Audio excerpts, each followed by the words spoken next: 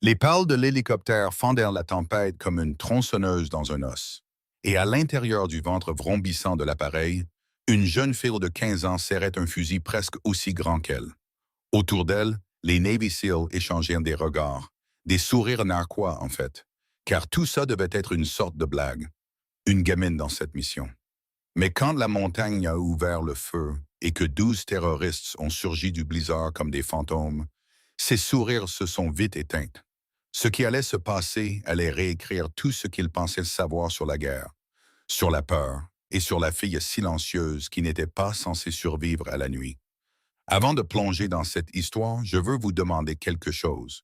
Restez avec moi jusqu'à la toute fin de ce voyage.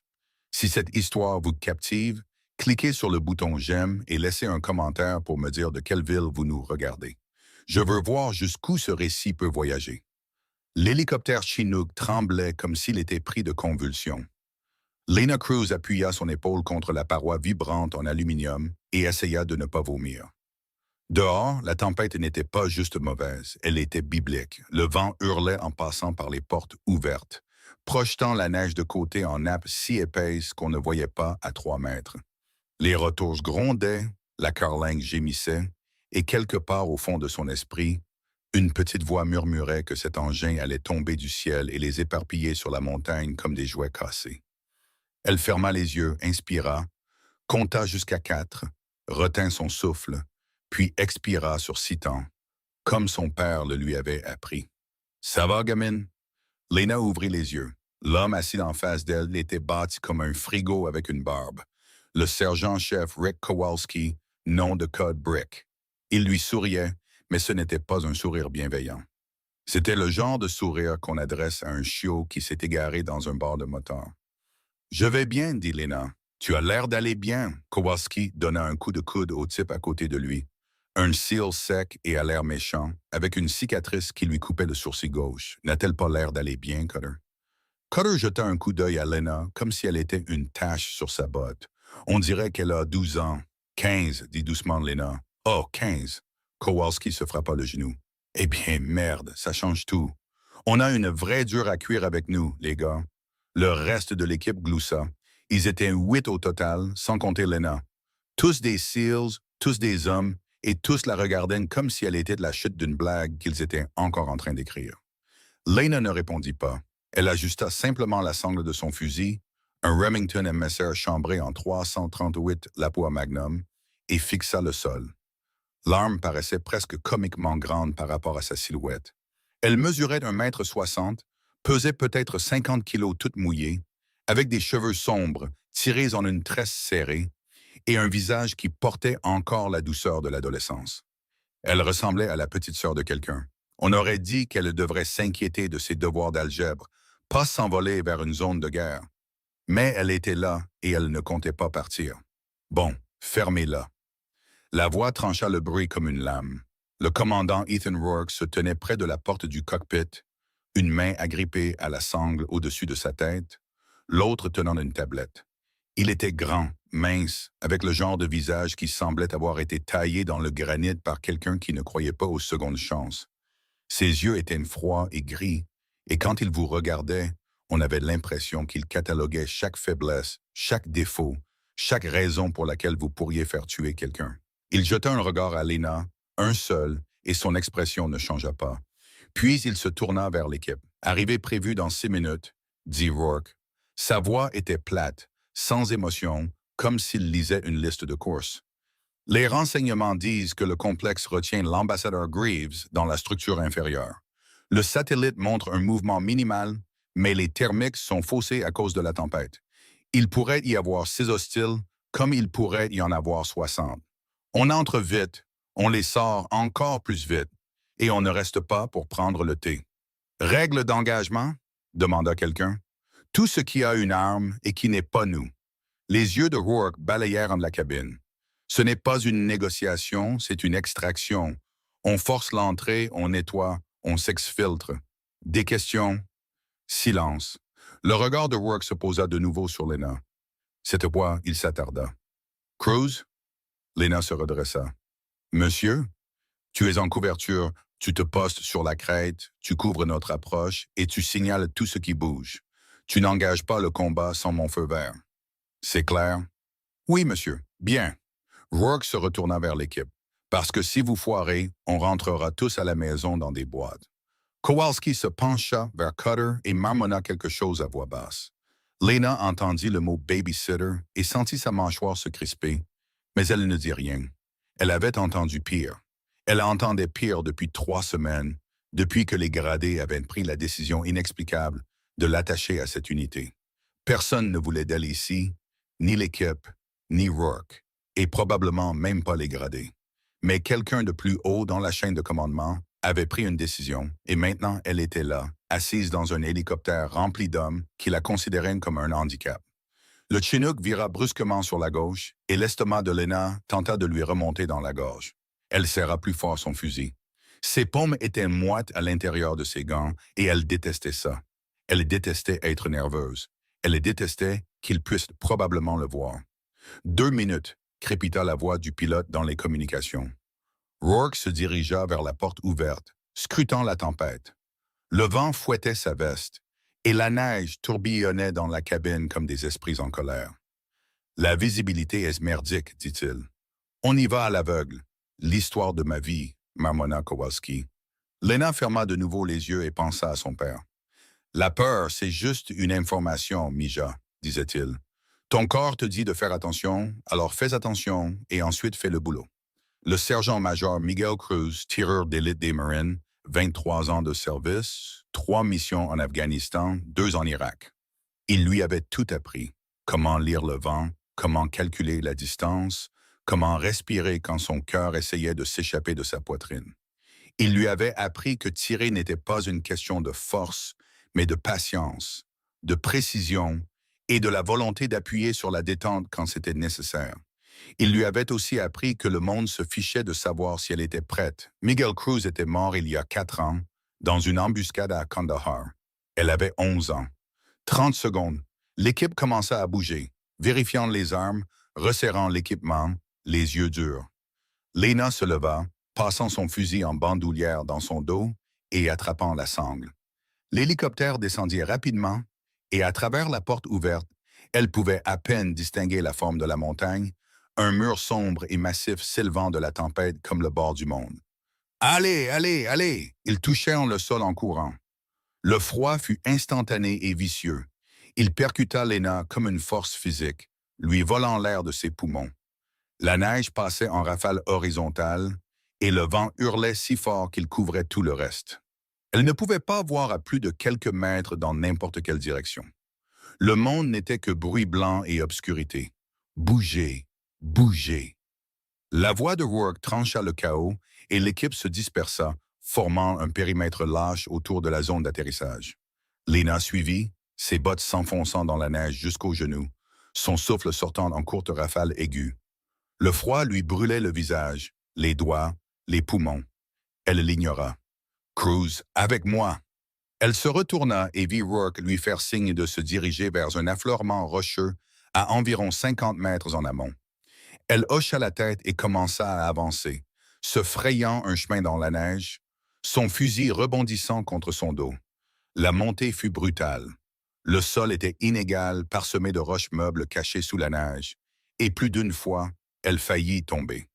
Mais elle continua d'avancer. Quand elle atteignit l'affleurement, Rourke était déjà en train de scanner le terrain avec ses lunettes de vision nocturne. « Installe-toi ici, dit-il sans la regarder. Tu as une ligne de vue dégagée sur le complexe et l'approche. Si quelque chose bouge, tu le signales. »« Oui, monsieur. » Rourke commença à partir, puis s'arrêta. Il se retourna, et pour la première fois, elle vit quelque chose dans ses yeux qui n'était pas seulement un calcul froid. C'était du doute. « Ne me fais pas regretter de t'avoir amené, » dit-il doucement. Puis il disparut, s'évanouissant dans la tempête.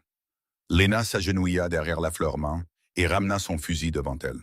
Ses mains tremblaient, non pas de peur, mais de froid. Elle se força à ralentir, à se concentrer. Elle déploya le bipied, cala la crosse contre son épaule et regarda à travers la lunette. Le monde devint d'une netteté saisissante. À travers l'optique thermique, elle pouvait voir le complexe à environ 800 mètres en contrebas. C'était une structure tentaculaire construite à flanc de montagne avec des murs de pierre, des toits plats, des fenêtres étroites et des signatures thermiques. Beaucoup de signatures. Trop. Le souffle de Lena se coupa. Les renseignements avaient parlé de 6 hostiles, peut-être une douzaine au maximum. Elle en voyait au moins 30. Commandement, ici Overwatch, dit-elle dans sa radio, sa voix stable malgré la glace qui se propageait dans ses veines. Je compte 30 signatures thermiques dans et autour du complexe. Je répète, 30. Il y eut une pause. Puis la voix de Rourke revint, calme et froide. Confirme ce nombre, Overwatch. Lena balaya de nouveau le complexe avec sa lunette, comptant attentivement. Confirmé. 30 hostiles, peut-être plus à l'intérieur de la structure. Une autre pause, plus longue cette fois. Reçu, dit finalement Rourke. Nous continuons. Lena déglutit. 30 contre 8. C'était mauvais. Elle regarda à travers la lunette l'équipe descendre la pente, ombre silencieuse dans la tempête. Ils étaient bons, plus que bons. Ils se déplaçaient comme des fantômes, utilisant le terrain, restant bas, communiquant par signaux manuels. Mais être bon ne comptait pas quand on était en infériorité numérique de 4 contre 1. Lena scanna le périmètre, cherchant des menaces.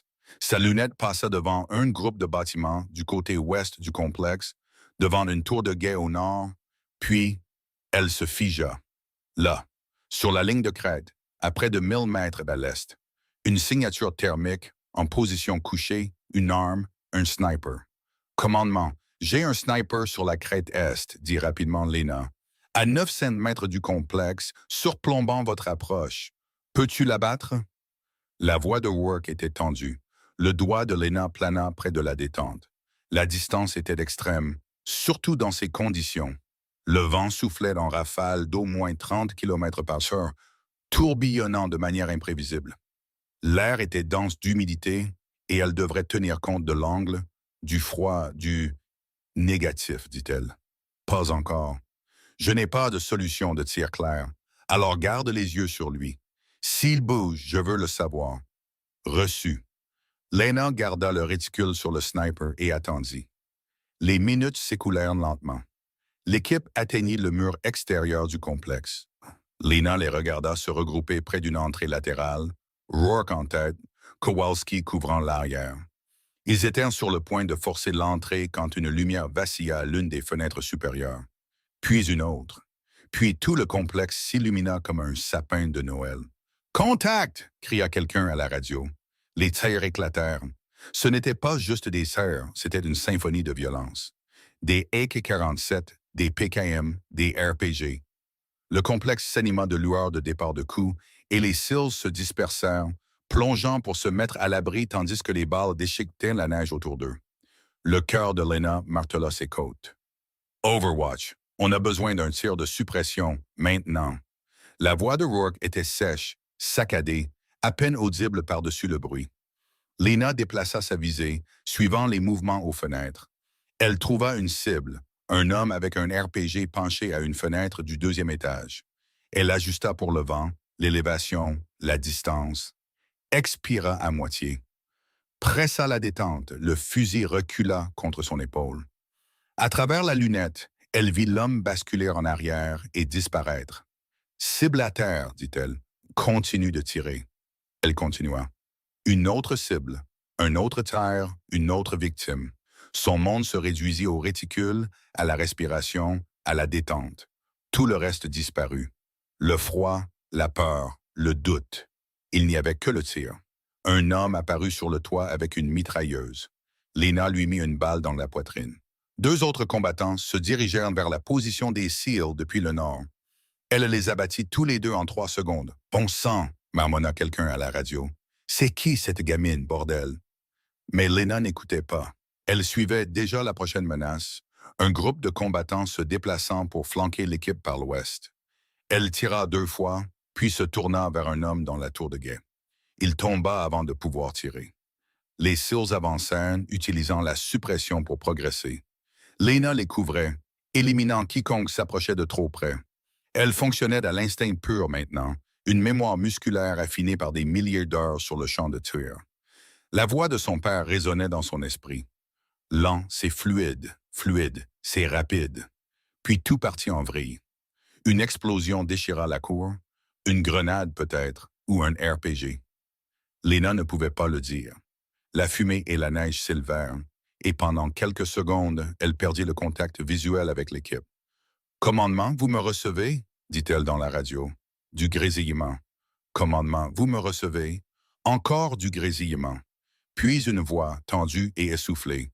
On est cloué au sol, coin nord-ouest. On a besoin. La transmission se coupa. Les mains de Lena se resserrèrent sur le fusil. Elle balaya désespérément de la fumée, essayant de les trouver. Les signatures thermiques étaient un chaos.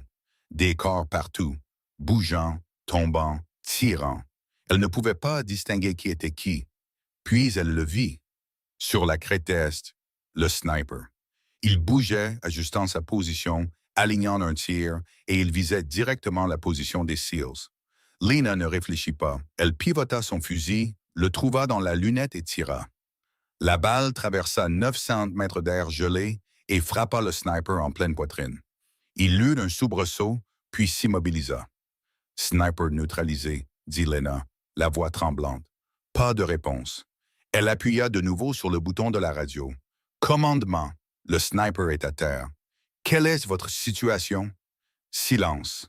Puis, enfin, la voix de Rourke se fit entendre, basse et rauque. « On bouge, garde les yeux ouverts. » Lena expira et balaya de nouveau le complexe avec sa lunette.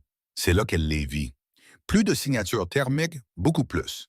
Elle venait du nord, une deuxième vague de combattants, peut-être 15 ou 20, se déplaçant rapidement vers le complexe. Et les SEALs n'avaient aucune idée qu'ils arrivaient. Le sang de Lena se glaça. « Commandement, vous avez des hostiles en approche par le nord, dit-elle d'urgence.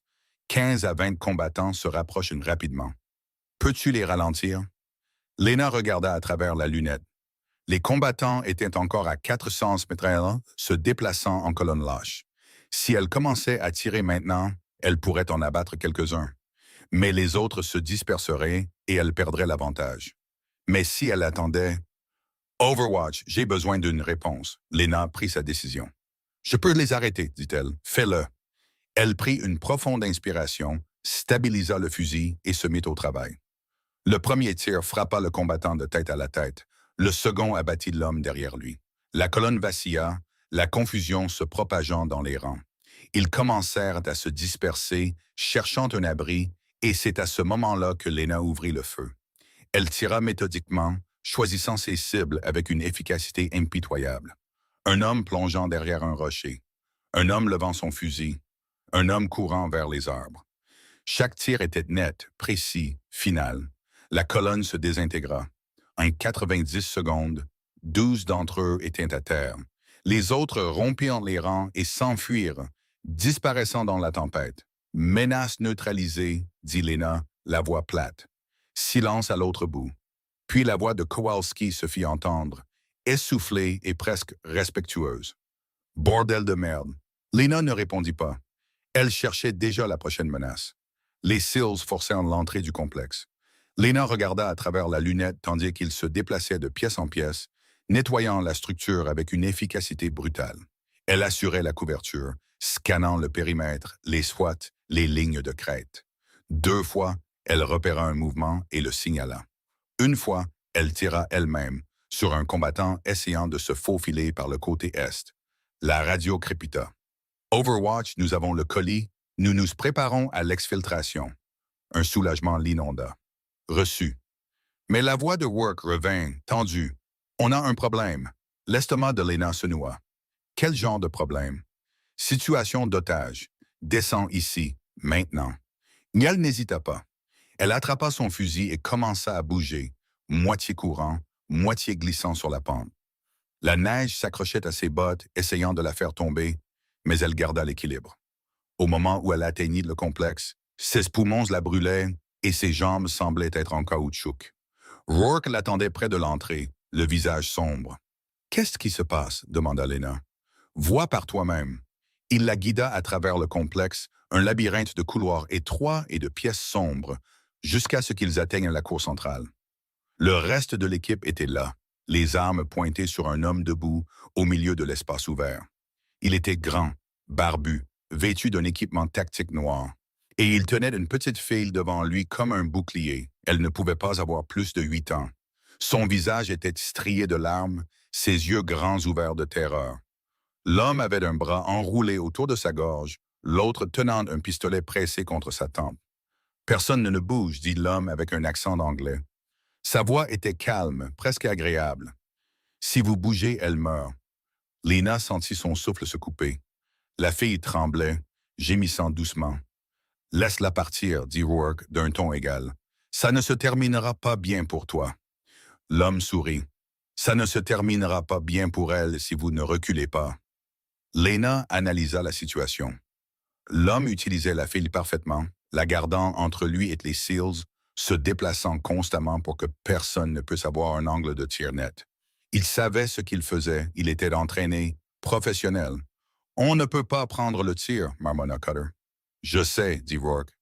L'homme commença à reculer vers une sortie latérale, traînant la fille avec lui. Vous restez là, je m'en vais. Tout le monde vit. Simple. Mais Lena bougeait déjà. Elle se glissa à travers l'équipe, le fusil levé, et trouva une position près d'un mur brisé. De là, elle avait un angle légèrement meilleur. Pas génial, mais meilleur. Or, elle pouvait voir l'épaule droite de l'homme, une partie de son bras, pas assez pour risquer un tir. Pas encore. L'homme continuait de bouger.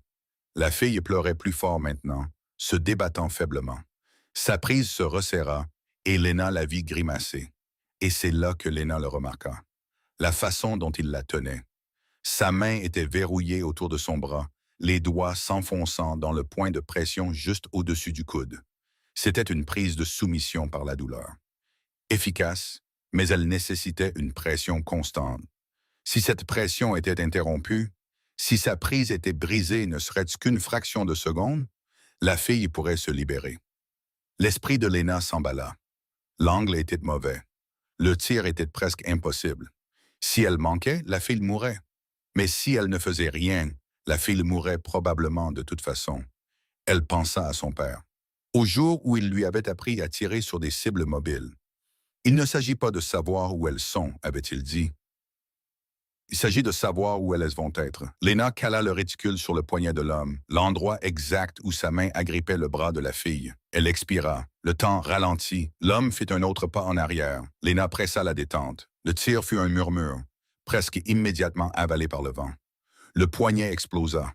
Sa prise se brisa instantanément.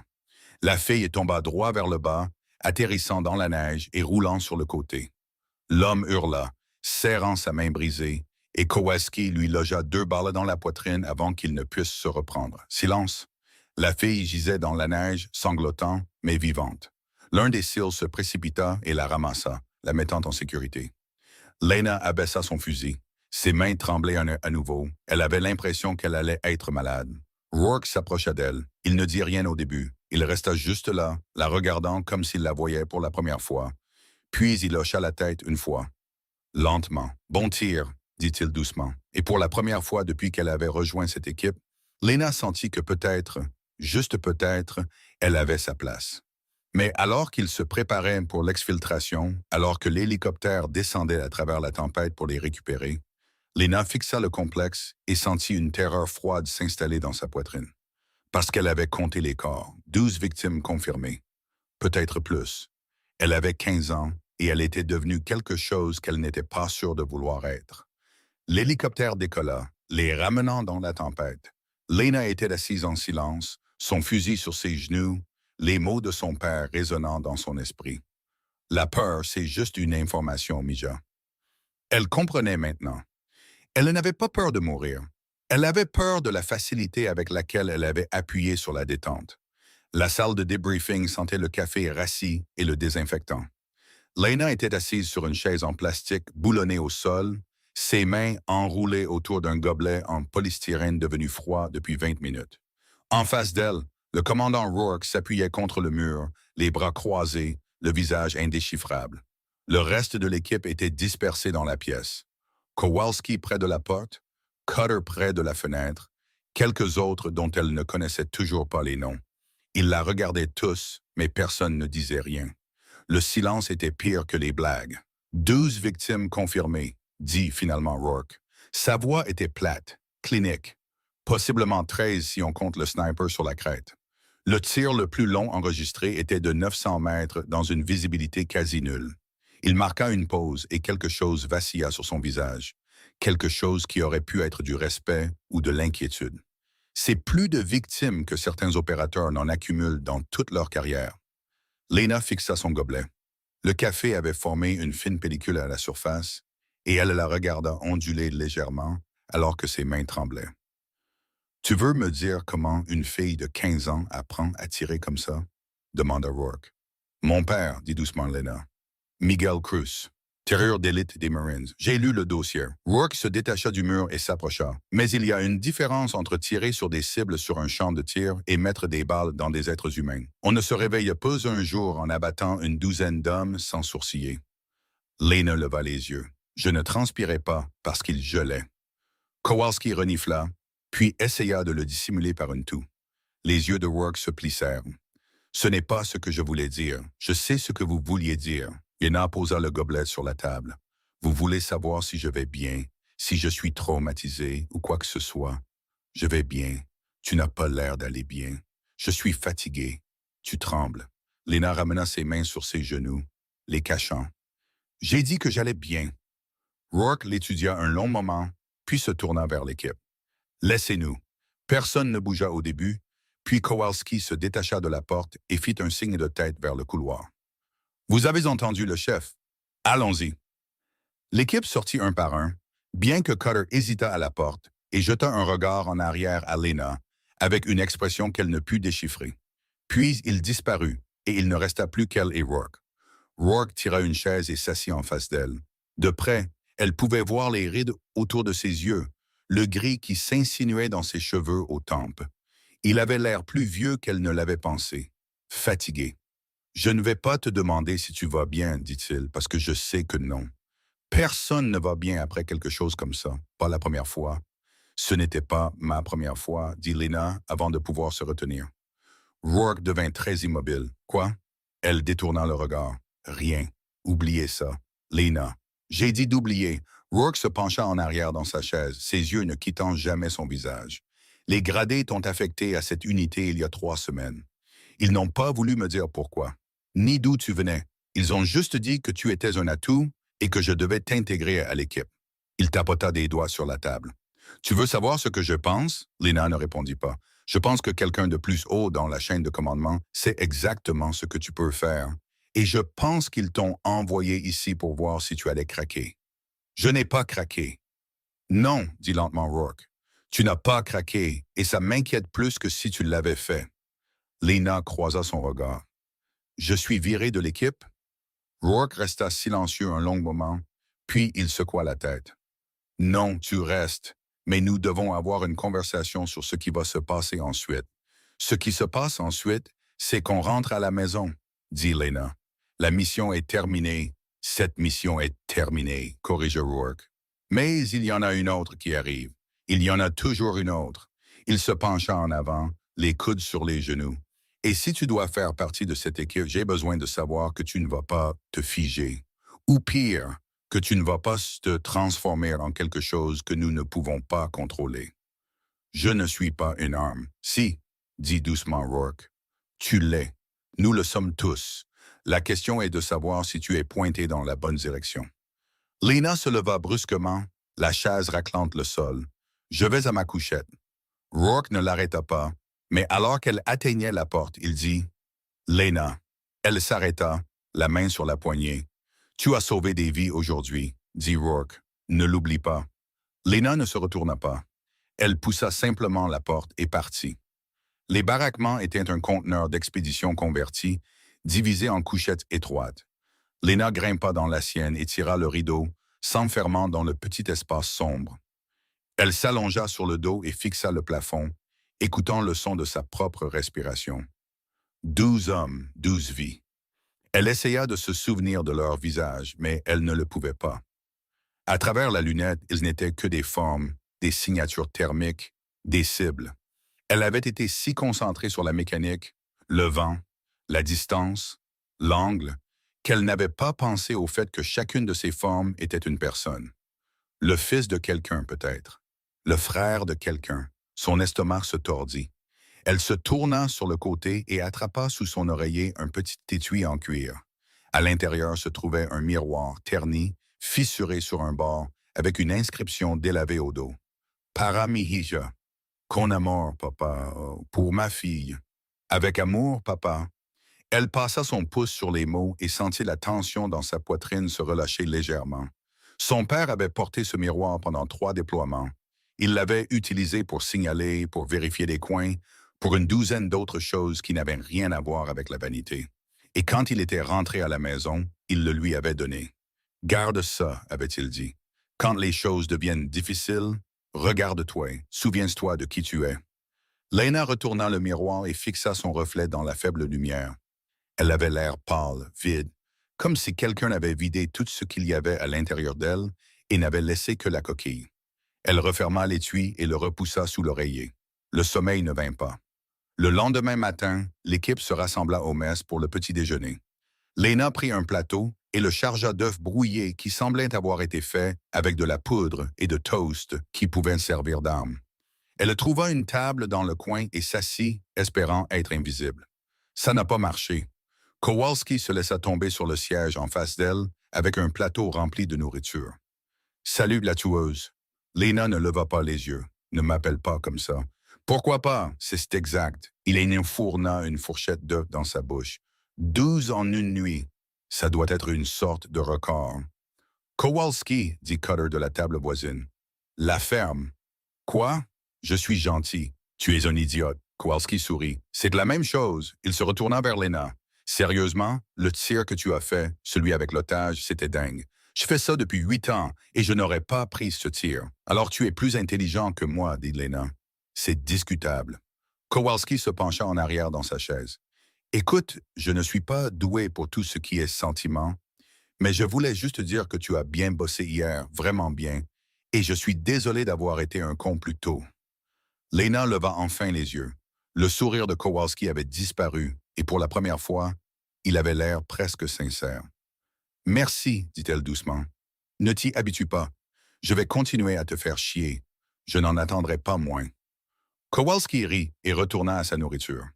Quelques minutes plus tard, le reste de l'équipe commença à arriver, et le mess se remplit du bourdonnement des conversations. Lena garda la tête baissée et mangea mécaniquement, ne goûtant rien. Puis Rourke entra. La pièce devint silencieuse. Il se dirigea vers l'avant et resta là, les bras croisés, attendant d'avoir l'attention de tout le monde. « Écoutez bien, dit-il, les renseignements viennent de tomber. On a une nouvelle mission. » Des grognements parcoururent la pièce. « Déjà? » dit quelqu'un. « On vient juste de rentrer. »« La guerre ne prend pas de pause café, » dit sèchement Rourke. « Briefing à 13 heures. Soyez là. » Il se tourna pour partir, mais s'arrêta et regarda directement Lena. « Cruz, mon bureau. »« Maintenant. » L'estomac de Lena se serra.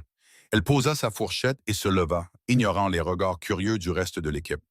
Elle suivit Rourke hors du mess et dans un couloir étroit jusqu'à un petit bureau qui semblait avoir été taillé dans un placard.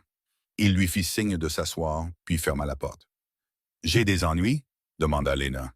« Ça dépend. » Rourke s'assit derrière son bureau et sortit un dossier. Il l'ouvrit et parcourut le contenu. Ben oui, pire que convenu, son expression s'assombrissant. Cette nouvelle mission, c'est à haut risque. Insertion profonde en territoire hostile, soutien minimal, forte probabilité d'engagement. On dirait la dernière. Celle-ci est pire. Rourke leva les yeux. On va s'attaquer à un chef de guerre nommé Qasim Bahar. Il fait du trafic d'armes et déplace des combattants à travers la frontière depuis 2 ans. Les renseignements disent qu'il prépare quelque chose de grand, des attaques coordonnées sur des cibles civiles. On y va, on l'élimine, on arrête les attaques avant qu'elles ne se produisent. D'accord, dit Lena. Alors, quel est le problème? Le problème, c'est que Bahar sait qu'on arrive. Il a fortifié sa position, triplé sa sécurité et fait venir des renforts. On fait face à plus de 100 hostiles, des armes lourdes et un terrain qui fait passer la dernière opération pour une promenade de santé. La bouche de Lena devint sèche. 100? Au moins. Rourke se pencha en avant. Je te donne la possibilité de ne pas participer à celle-ci. Pourquoi? Parce que tu as 15 ans, dit crûment Rourke. Et parce que ce que tu as fait hier était extraordinaire, mais ça ne veut pas dire que tu es prête pour ça. La colère monta dans la poitrine de Lena. J'ai fait mon travail. Tu as fait plus que ton travail. Mais il ne s'agit pas de capacité, il s'agit de durabilité. Tu ne peux pas continuer à faire ça sans que ça ait des conséquences. Vous ne savez pas ce que je peux supporter. Tu as raison, dit Rourke. Je ne le sais pas, et c'est exactement pourquoi je te donne le choix. Lena se leva. Je ne reste pas sur la touche. Lena. J'ai dit que je ne restais pas sur la touche. Sa voix était plus vive qu'elle ne l'avait voulu, et elle vit l'expression de Rourke se durcir. Vous m'avez amené ici pour une raison.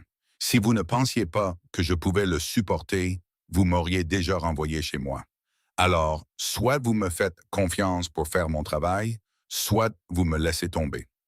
Rourke la fixa un long moment, puis il ferma le dossier. Très bien, mais si tu viens, tu suis mes ordres à la lettre. Pas d'initiative personnelle, pas d'héroïsme. Tu te postes où je te le dis, tu tires sur ce que je te dis de tirer, et tu ne te mets en aucun cas en danger inutilement. C'est clair? Cristallin, bien. Rourke se leva et se dirigea vers la porte. Briefing à 13 heures. Ne sois pas en retard. Lena quitta le bureau et retourna au baraquement. Ses mains tremblaient à nouveau, et cette fois, ça n'avait rien à voir avec le froid. Sans hostile, elle avait à peine survécu à la dernière mission, et c'était contre 30. Mais elle ne pouvait pas reculer maintenant. Pas après ce qu'elle avait dit, pas après ce qu'elle avait prouvé. Elle grimpa dans sa couchette et sortit à nouveau le miroir. Cette fois, quand elle regarda son reflet, elle ne vit pas une coquille vide. Elle vit les yeux de son père la fixer en retour. Quand les choses deviennent difficiles, souviens-toi de qui tu es. Elle était de la famille de Miguel Cruz et elle n'allait pas le décevoir. La salle de briefing était bondée. Lena se glissa juste avant 13 heures et trouva une place près du fond. Les lumières s'éteignirent et une carte apparut sur l'écran à l'avant. Des images satellites d'une région montagneuse parsemée de complexes et de villages. Rourke se tenait à l'avant, un pointeur à la main. Voici la chaîne du Karakoram, à environ 60 kilomètres de la frontière. Notre cible est ici. Il tapa sur un complexe près du centre de la carte. La base d'opération principale de Qasim Bahar. Les renseignements disent qu'il se terre à l'intérieur avec au moins 100 combattants, peut-être plus. Jésus, marmonna quelqu'un. Notre objectif est simple, continua Rourke. Infiltrer le complexe, neutraliser Bahar et s'extraire avant l'arrivée des renforts. Nous aurons un soutien aérien en attente, mais la fenêtre est serrée. On entre à 2 heures du matin, on est sorti à 4 heures du matin. Plus longtemps et on est des cibles faciles. Et les civils? Demanda Cutter. Les renseignements indiquent une présence civile minimale. Mais nous traitons tout le monde comme un hostile potentiel jusqu'à confirmation contraire. Rourke passa à la diapositive suivante, montrant un plan détaillé du complexe. Le point d'entrée est ici, du côté nord. On force l'entrée, on nettoie pièce par pièce, et on se dirige vers la structure centrale où Bahar est probablement terré. Et s'il n'est pas là, demanda Kowalski, alors on brûle l'endroit et on considère ça comme une victoire. L'expression de Rourke était sombre. Ce n'est pas une mission de capture, c'est une mission d'élimination. Bahar ne quitte pas ce complexe vivant. Lena sentit un frisson lui parcourir l'échine. Rourke continua d'exposer le plan. Insertion par hélicoptère, zone de rassemblement à 2 kilomètres du complexe, position de couverture sur les lignes de crête. Lena écouta attentivement, mémorisant chaque détail. Quand Rourke mentionna son nom de code, elle se redressa. « Cruz, tu es à nouveau la couverture principale. Tu te posteras ici. » Il pointa une ligne de crête surplombant le complexe. « Tu as une vue sur toute l'approche et l'intérieur du complexe. Tu signales les mouvements, tu fournis une suppression et tu élimines toutes les cibles de grande valeur que je désigne. » « Reçu, dit Lena. Des questions? Personne ne parla. « Bien. Décollage à 23 heures. Préparez votre équipement et reposez-vous. Rompez. » L'équipe sortit et Lena se dirigea vers l'armurerie.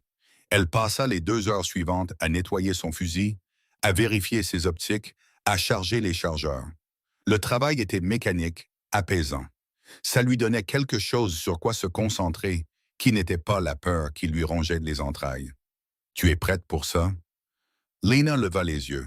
Cutter se tenait dans l'embrasure de la porte, les bras croisés. Ouais, dit-elle. Tu es sûr? Parce que si tu ne l'es pas, c'est le moment de le dire. Je suis sûr. Cutter s'approcha et s'appuya contre l'établi.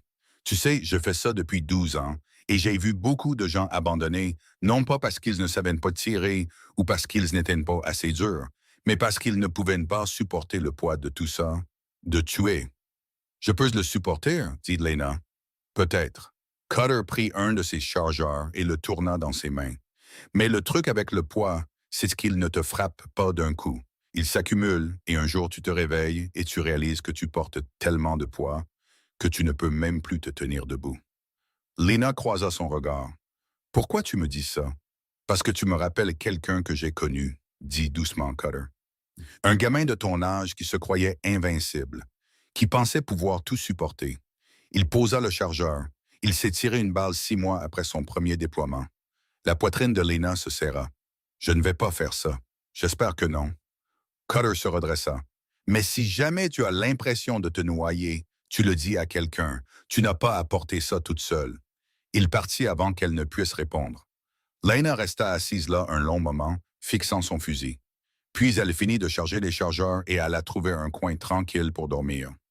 Les pales de l'hélicoptère fendaient la nuit comme des couteaux. Lena était assise au même endroit que lors de la dernière mission, son fusil sur ses genoux, les yeux fermés. La peur était de nouveau là, enroulée serrée dans sa poitrine, mais elle la repoussa. La peur n'était qu'une information. Elle pouvait l'utiliser. 5 minutes, crépita la voix du pilote dans les communications.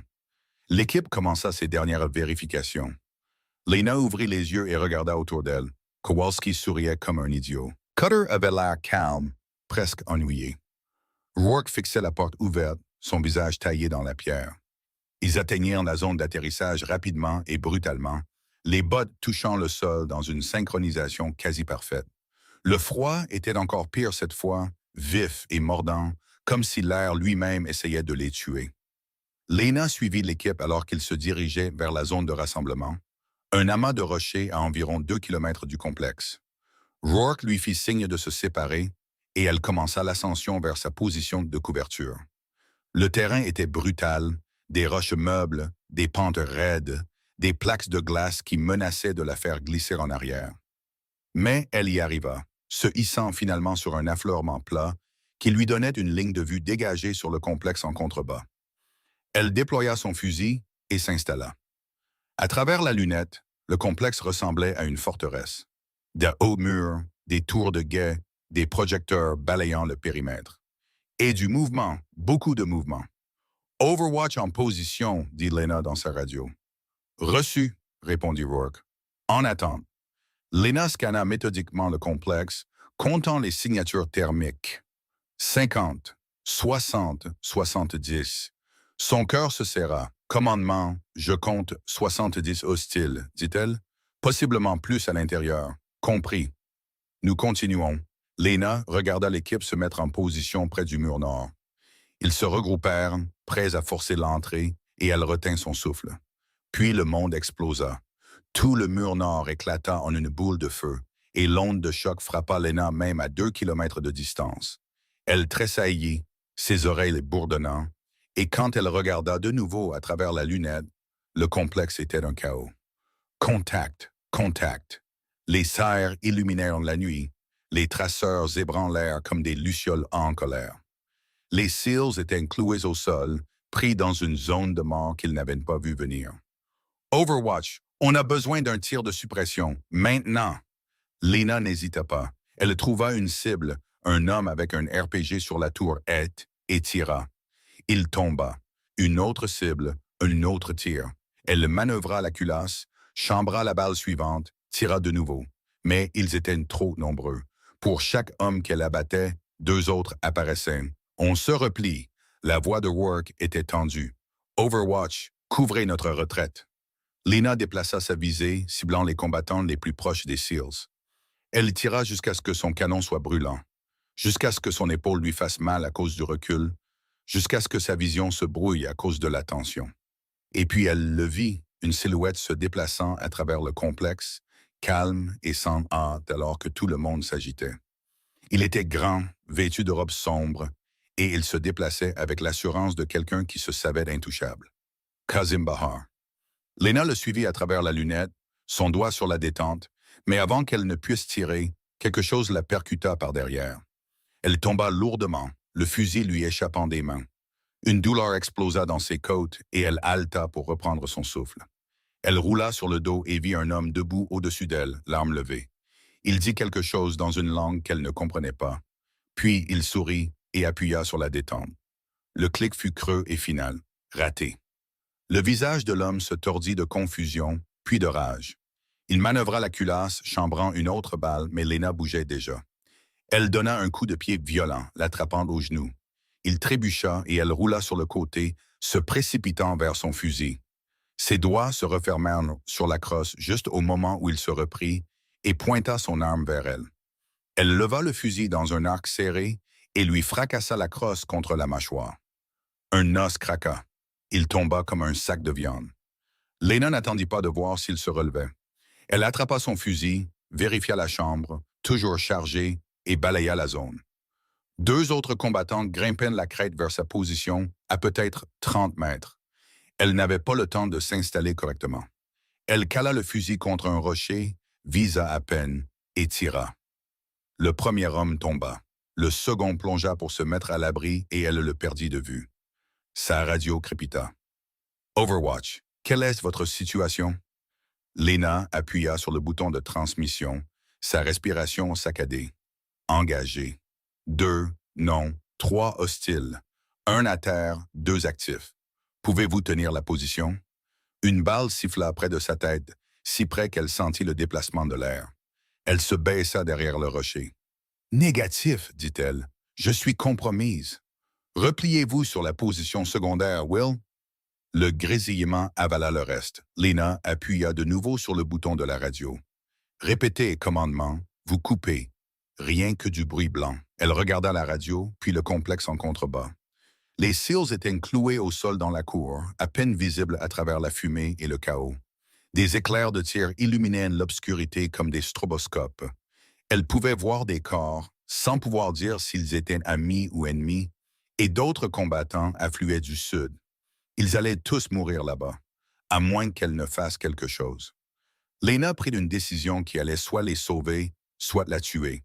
Elle attrapa son fusil et commença à se déplacer latéralement le long de la crête, loin de sa position compromise, mais en restant assez haut pour maintenir une ligne de vue. Le terrain était traître, du schiste meuble qui menaçait de provoquer une avalanche à chaque pas. Elle se déplaça vite quand même, moitié courant, moitié glissant, ignorant les rochers qui déchiraient ses bottes et le froid qui lui brûlait les poumons. Derrière elle, elle entendit des cris. Les combattants la suivaient. Bien. Qu'ils la poursuivent. Chaque seconde qu'ils perdaient sur elle était une seconde que l'équipe pouvait utiliser. Elle atteignit un amas de rochers et se laissa tomber en position accroupie, pivotant son fusil. À travers la lunette, elle pouvait de nouveau voir clairement le complexe. Les SEALs avaient formé une position défensive près d'un véhicule calciné, mais ils étaient encerclés. Au moins 20 hostiles se déplaçaient pour les flanquer par l'ouest. Lena commença à tirer. Son premier tir abattit le combattant de tête. Le second fit tomber un homme portant un RPG. Le troisième, elle le manqua. Le vent avait tourné et elle n'avait pas compensé. Elle ajusta et tira de nouveau. Cette fois, la cible tomba. La radio se remit à crépiter. « Overwatch, qu'est-ce que tu fous? »« Mon travail, » dit Lena en manœuvrant la culasse. « Tu es censé te replier. Je ne peux pas. Vous êtes encerclés. On peut gérer ça. Non. » Le coupa Lena. « Vous ne pouvez pas. » Elle tira 3 fois de plus en succession rapide. 3 autres corps tombèrent au sol. Les combattants sur le flanc ouest rompirent les rangs et se dispersèrent, cherchant un abri. Cela donna aux SEALs peut-être 10 secondes. Ils les utilisèrent pour avancer, se dirigeant vers une brèche dans le muret du complexe. Lena déplaça sa visée, cherchant de nouvelles menaces. Elle en trouva une presque immédiatement, un sniper dans la tour de guet, pointant son fusil vers la nouvelle position des SEALs. Elle lui mit une balle dans la poitrine avant qu'il ne puisse tirer. « Sniper à terre, Touret !» rapporta-t-elle. Reçu. La voix de Rourke était tendue, crispée. « Continue comme ça. » Un mouvement attira son attention. Les deux combattants qui la poursuivaient avaient fait le tour et se rapprochaient par sa gauche. Elle pivota, tira 2 fois. L'un tomba, l'autre plongea derrière un rocher. Lena n'avait pas le temps pour une confrontation. Elle attrapa une grenade à fragmentation de son gilet, retira la goupille et la lança par-dessus le rocher. L'explosion fut étouffée par le vent, mais elle vit la gerbe d'éclats et sut qu'elle avait fait son travail. Elle se retourna vers le complexe et se figea. Kazim Bahar se tenait dans la cour ouverte, entouré d'au moins une douzaine de combattants. Il observait la bataille se dérouler les bras croisés, comme s'il critiquait une performance. Aucune urgence, aucune peur. Lena plaça le réticule sur sa tête. Son doigt se resserra sur la détente, mais quelque chose la fit hésiter. Bahar était trop calme, trop exposé. Il devait savoir qu'il y avait un sniper ici. Elle avait abattu au moins 15 de ses hommes au cours des 5 dernières minutes. Alors pourquoi se tenait-il à découvert?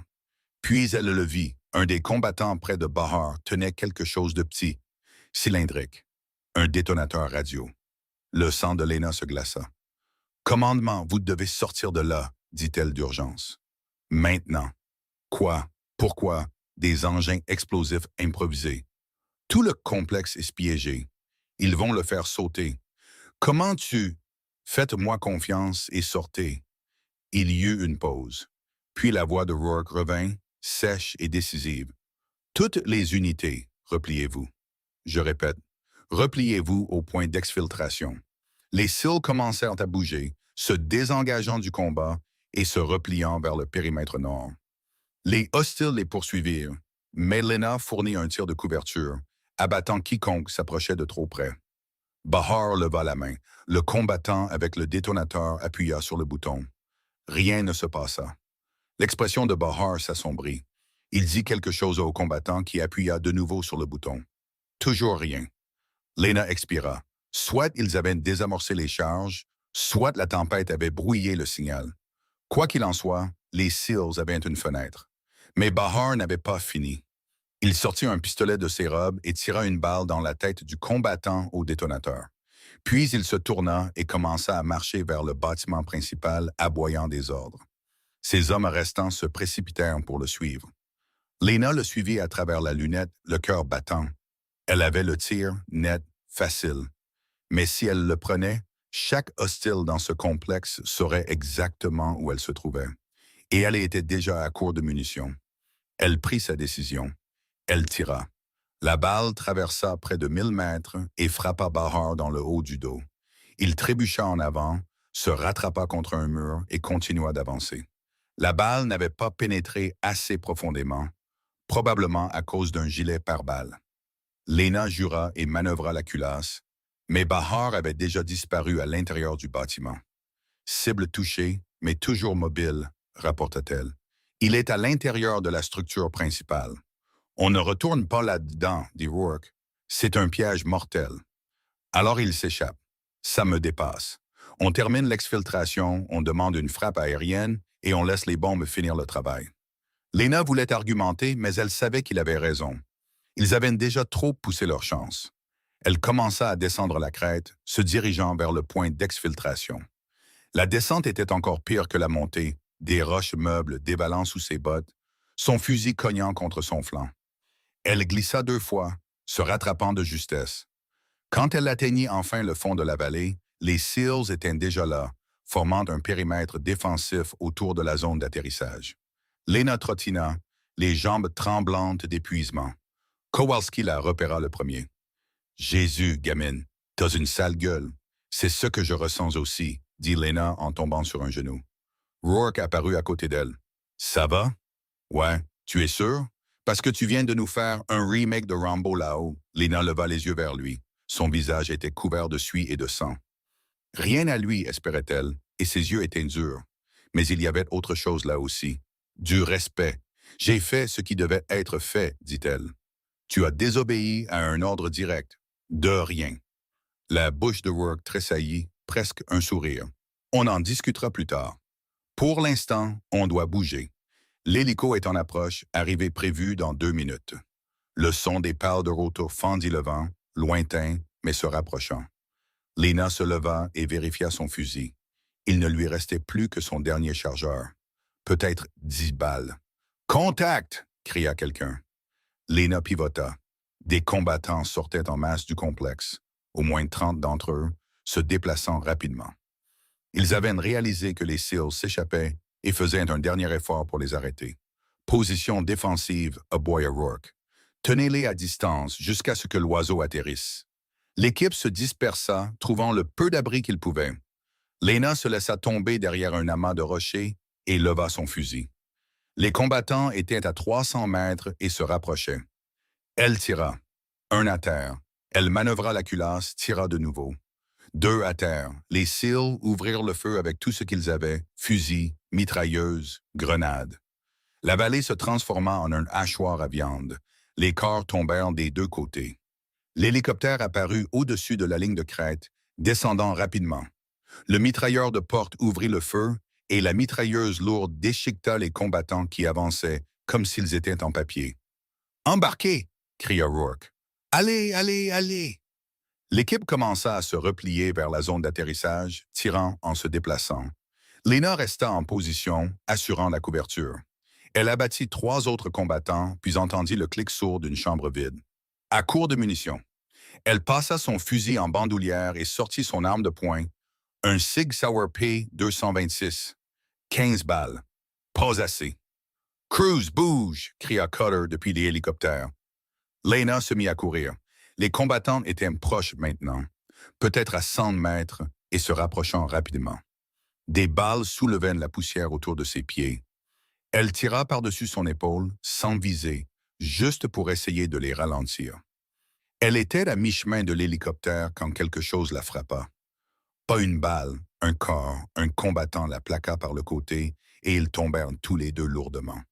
Le pistolet de Lena lui échappa de la main, glissant sur les rochers. L'homme était sur elle, ses mains autour de sa gorge, serrant. Elle ne pouvait plus respirer. La panique inonda son système. Elle griffa ses mains, son visage, tout ce qu'elle pouvait atteindre, mais il était trop fort. Des pointes noires dansaient au bord de sa vision. Puis elle se souvint du miroir. Elle plongea la main dans la poche de sa veste, ses doigts maladroits, et le sortit. Sans réfléchir, elle le fracassa contre le côté de sa tête. Le verre se brisa et il recula, le sang coulant de sa tempe. Lena inspira et enfonça un éclat de miroir brisé dans sa gorge. Il émit un son de suffocation humide et s'effondra sur elle. Elle le repoussa et se releva en titubant, attrapant son pistolet. L'hélicoptère décollait.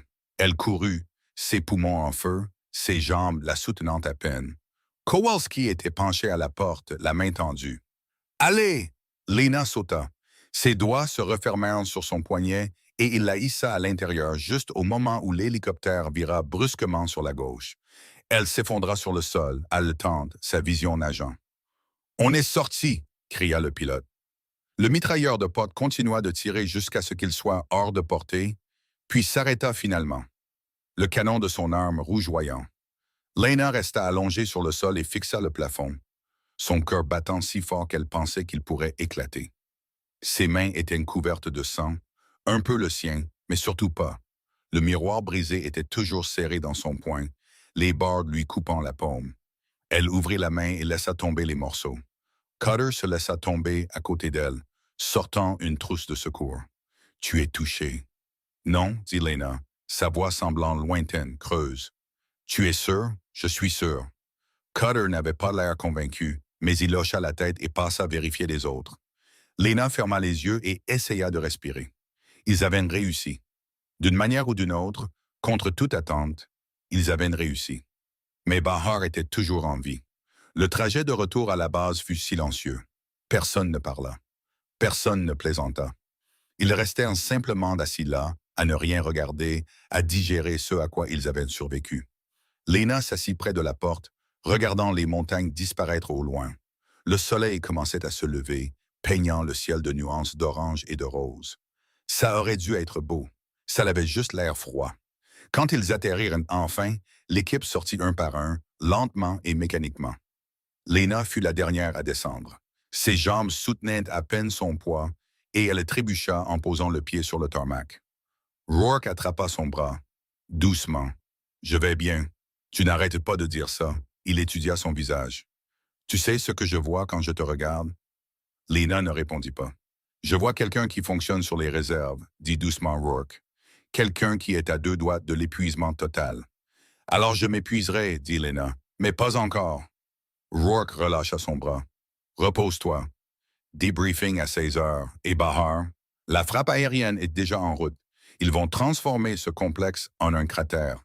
Et s'il n'est pas là, la mâchoire de Rourke se crispa. Alors on le trouvera, mais c'est pas... C'est un shit qu'on le trouvera, mais ce n'est pas ton problème pour l'instant. Lena voulait argumenter, mais elle était trop fatiguée. Elle hocha simplement la tête et s'éloigna. Elle fit de la moitié du chemin vers les baraquements avant que ses jambes ne la lâchent. Elle s'assit sur le bord du tarmac, gagnant à un, la tête dans les mains, et essaya de ne pas penser à l'homme qu'elle avait tué avec un miroir brisé. Essaya de ne pas penser au sang. Essaya de ne pas penser à la facilité avec laquelle ça s'était produit. Et elle leva les yeux. Kowalski se tenait au-dessus d'elle, tenant deux bouteilles d'eau. Il lui en offrit une. Merci, dit-elle en la prenant. Il s'assit à côté d'elle et ouvrit sa propre bouteille. Pendant un moment, ils restèrent assis là en silence, regardant le soleil monter plus haut. Tu sais quelle est la différence entre nous et eux? Dit finalement Kowalski. Quoi? On rentre à la maison. Il but une longue gorgée. On fait des choses terribles. On voit des choses terribles, mais à la fin de la journée, on peut rentrer à la maison. Eux. Non, Lena regarda la bouteille d'eau dans ses mains. Est-ce que ça rend les choses plus faciles? Non, dit Kowalski, mais ça fait que ça en vaut la peine. Il se leva et lui tapa sur l'épaule. Va dormir, gamine. Tu l'as bien mérité. Puis il disparut. Lena resta assise là quelques minutes de plus, puis se força à se lever. Ses jambes tremblaient, mais elle tenait. Elle marcha jusqu'au baraquement, grimpa dans sa couchette et ferma les yeux. Le sommeil ne vint pas. Au lieu de ça, elle resta là et compta les victimes. 15 lors de la première mission, 23 lors de la seconde, 38 au total, 38 VS. Elle se demanda si son père avait tenu le compte. S'il était resté éveillé la nuit à additionner les chiffres, essayant de donner un sens à tout ça. Elle se demanda si ça devenait un jour plus facile. Le débriefing fut court et brutal. Rourke exposa ce qui avait mal tourné, les mauvais renseignements, les engins explosifs, le nombre impressionnant d'hostiles et ce qui avait bien tourné. Ce qui n'était pas grand-chose. On a perdu la cible principale, dit Rourke, la voix plate. La frappe aérienne a confirmé que le complexe a été détruit, mais nous n'avons aucune confirmation sur Bahar. Pour ce qu'on en sait, il est parti 5 minutes après notre départ. Donc on a échoué, dit Cutter. On a survécu, corrigea Rourke. Et on a éliminé une partie importante de ses forces. Ce n'est pas rien, ce n'est pas une victoire non plus. Rourke n'argumenta pas. La réunion traîna encore 30 minutes, mais Lena cessa de prêter attention. Elle fixa la table et pensa au miroir que son père lui avait donné. Celui qu'elle avait brisé pour sauver sa propre vie. Quand le débriefing se termina enfin, elle se glissa dehors avant que quiconque ne puisse l'arrêter. Elle alla à l'armurerie et commença à nettoyer son fusil, même s'il était déjà propre. Elle avait besoin de faire quelque chose, de garder ses mains occupées. « Je pensais bien te trouver ici. » Lena leva les yeux. Rourke se tenait dans l'embrasure de la porte. « Je n'arrive pas à dormir, dit-elle. »« Ouais, » Rourke s'approcha et s'appuya contre l'établi. « Moi non plus. » Ils restèrent assis en silence pendant un moment. Puis Rourke dit, « Tu nous as sauvés là-bas. Tu le sais, n'est-ce pas? » Lena haussa les épaules. « Je faisais juste mon travail. Ton travail était d'assurer la couverture. Tu es allé bien au-delà de ça. » Il marqua une pause. « Bien au-delà. Vous allez m'engueuler pour avoir désobéi aux ordres? » « Je devrais, dit Rourke, mais je ne le ferai pas, parce que tu as pris la bonne décision. » Il croisa les bras. « Ça ne veut pas dire que j'en suis content. Tu t'es mise en danger inutilement. Tu aurais pu te faire tuer. Mais ce n'est pas le cas. Cette fois, dit doucement Rourke. La prochaine fois, tu n'auras peut-être pas autant de chance. » Lena posa le fusil. « Il y aura une prochaine fois? Il y a toujours une prochaine fois. » Rourke se redressa. Les renseignements viennent de tomber. Bahar a survécu à la frappe aérienne. Il est en mouvement, se dirigeant vers la frontière. Le commandement veut que nous l'interceptions. L'estomac de Lena se serra. Quand? 24 heures. Rourke croisa son regard. Je te donne une dernière chance de te retirer. sans jugement, sans conséquence. Tu en as assez fait. Lena pensa à son père, au miroir, aux 38 vies qu'elle avait prises. Elle pensa à la petite fille qu'ils avaient sauvée lors de la première mission, aux SEALs qui étaient en vie parce qu'elle avait appuyé sur la détente. Elle pensa à qui elle était et à qui elle devenait. « Je ne me retire pas, dit-elle. Rourke hocha lentement la tête. « Alors repose-toi, parce que la prochaine mission va faire passer celle-ci pour un exercice d'entraînement. » Il partit. Lena resta assise là, dans l'armurerie vide, entourée d'armes et de l'odeur d'huile de fusil, et se demanda si elle venait de commettre la plus grosse erreur de sa vie. Dehors, le soleil se couchait à nouveau, et quelque part là-bas, Kazim Bahar respirait encore. Pas pour longtemps. Lena ne dormit pas cette nuit-là non plus. Elle resta allongée dans sa couchette, fixant le plafond, écoutant le son de Kowalski ronflant 3 couchettes plus loin et le vent qui faisait vibrer les murs métalliques. Chaque fois qu'elle fermait les yeux, elle voyait le visage de l'homme alors qu'elle lui enfonçait l'éclat de miroir dans la gorge. Voyait le sang. Sentait la résistance de la chair qui cédait. À 4 heures du matin, elle l'abandonna et alla aux douches. L'eau était au mieux tiède, mais elle resta dessous quand même, regardant la saleté et le sang séché tourbillonner dans le siphon. Ses mains tremblaient à nouveau. Elle les pressa contre le mur carrelé et essaya de respirer à travers. Quand elle sortit enfin, enveloppée dans une serviette, les cheveux dégoulinants, elle trouva Cutter assis sur le banc à l'extérieur de la salle de douche. Il leva les yeux. « Tu n'arrives pas à dormir non plus, hein? » « Quelque chose comme ça, dit Lena. « Ouais. » Cutter se leva et lui tendit une tasse de café. « Je me suis dit que tu en aurais peut-être besoin. » Lena la prit, même si elle détestait le café. C'était chaud et c'était suffisant. « Merci. » Ils restèrent là en silence un moment. Puis Cutter dit, « Tu sais, quand je t'ai vu pour la première fois, j'ai cru que tu étais la fille de quelqu'un qui s'était perdu lors d'une visite de la base. »« Je suis la fille de quelqu'un, » dit doucement Lena. « Ouais, mais pas de n'importe qui. » Cutter s'appuya contre le mur. Miguel Cruz était une légende. Le meilleur sniper que les Marines aient jamais produit. Les gars parlent encore de certains de ses tirs comme si c'était des contes de fées. Lena serra plus fort la tasse. « Vous le connaissiez? Pas personnellement, mais je le connaissais de réputation. Bordel, tout le monde le connaissait. » Cutter marqua une pause. « Il est mort à Kandahar, n'est-ce pas? »« Ouais. Qu'est-ce qui s'est passé? » Lena fixa le café. Une embuscade. Son observateur a été touché en premier. Papa a essayé de le sortir de là et ils l'ont allumé. Il a pris 3 balles dans la poitrine avant même de pouvoir lever son fusil. Je suis désolé. Ne le soyez pas. Il connaissait les risques. Lena but une gorgée de café et le regretta immédiatement. Ça avait le goût d'acide de batterie. Il m'a tout appris. Il disait que s'il lui arrivait quelque chose, je devrais être capable de me protéger. Alors il t'a entraîné? Tous les jours depuis que j'ai 8 ans. Lena leva les yeux. Vous savez ce qui est le pire? Il disait que tirer n'était qu'une compétence. Comme jouer du piano ou parler une autre langue. Quelque chose que l'on pratique jusqu'à ce que ça devienne une mémoire musculaire. Et il avait raison. Ce n'est qu'une compétence, moi, non.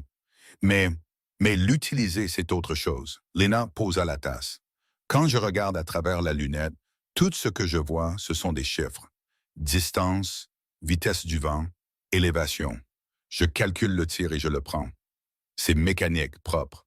Mais ensuite, j'appuie sur la détente et quelqu'un cesse d'exister et je ne ressens rien. Ne devrais-je pas ressentir quelque chose? Cutter resta silencieux un long moment. Tu veux la vérité? Toujours. Le fait que tu poses cette question signifie que tu es encore humaine, dit Cutter. Le jour où tu arrêteras de la poser, c'est le jour où tu devras t'inquiéter. Lena ne sut quoi répondre à cela. Cutter se détacha du mur. Habille-toi. Briefing dans 30 minutes. La salle de briefing était de nouveau bondée, mais cette fois, il y avait un nouveau visage à l'avant. Un homme dans la cinquantaine avec des cheveux argentés et un uniforme si impeccable qu'il aurait pu couper du verre. 3 étoiles sur son col. Le lieutenant-général Raymond Kessler. Lena se glissa à l'arrière et essaya d'être invisible. Kessler attendit que tout le monde soit assis, puis fit un geste vers l'écran. Une image satellite apparut. Un convoi de véhicules traversant un col de montagne. Voici le convoi de Qasim Bahar, confirmé à 3 heures ce matin. 6 véhicules, environ 30 combattants se déplaçant vers le nord-est en direction de la frontière. La voix de Kessler était sèche, autoritaire. S'il traverse, il est dans la nature, on le perd. Et tout ce que vous avez fait depuis une semaine ne signifiera rien. Donc on intercepte, dit Rourke. Exactement. Kessler changea de diapositive. Un col étroit ici, à environ 12 kilomètres de la frontière. C'est la seule route à travers les montagnes. On le canalise dans une zone de mort, on élimine le convoi et on confirme la cible. Et les dommages collatéraux demanda quelqu'un. Il n'y en aura pas. Les renseignements confirment qu'il n'y a que des combattants. Les yeux de Kessler balayèrent de la pièce. C'est une frappe dure. Pas de prisonniers, pas de pitié. Bahar meurt aujourd'hui. La pièce était silencieuse. Kessler continua d'exposer le plan. 2 équipes, une pour mettre en place la zone de mort, une pour assurer la couverture et couper toute voie de fuite. Soutien aérien en attente, extraction par hélicoptère une fois la mission terminée. Lena écouta attentivement. Son esprit parcourait déjà des scénarios. Le col était étroit, ce qui était bon pour l'embuscade, mais mauvais pour eux si les choses tournaient mal. Couverture limitée, voie de fuite limitée. Si Bahar avait un demi-cerveau, il aurait des éclaireurs à l'avant et une sécurité à l'arrière. Ça allait être moche. Le commandant Rourke dirigera l'équipe au sol, dit Kessler. La couverture sera... Il marqua une pause, jetant un coup d'œil à une tablette. Cruz. Toutes les têtes dans la pièce se tournèrent pour regarder Lena. Elle garda une expression neutre. Kessler leva les yeux, son regard vif. « C'est vous, Cruz? »« Oui, monsieur, dit Lena. » Kessler l'étudia un long moment et elle pouvait voir le calcul se faire derrière ses yeux. « Quel âge avez-vous? »« 15 ans, monsieur. » Un murmure parcourut la pièce. La mâchoire de Kessler se crispa. « Commandant Rourke, un mot. Dehors. Maintenant. » Rourke se leva sans un mot et suivit Kessler. La porte se referma derrière eux, mais même à travers les murs, Lena pouvait entendre les voix s'élever. « Vous êtes fou, je n'avais pas le choix. Un handicap, elle a sauvé mon équipe 2 fois. » Kowalski se pencha et marmonna. « Ça promet d'être intéressant. » La porte s'ouvrit de nouveau et les 2 hommes rentrèrent.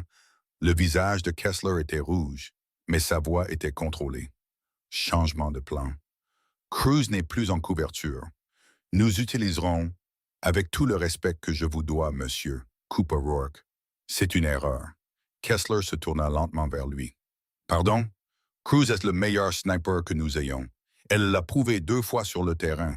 Si vous la retirez de cette mission, vous mettez toute l'opération en péril. C'est une enfant, dit platement Kessler. C'est un soldat, rétorqua Rourke. Et elle a gagné sa place dans cette équipe. La pièce était si silencieuse qu'on aurait pu entendre une mouche voler. Les yeux de Kessler se plissèrent.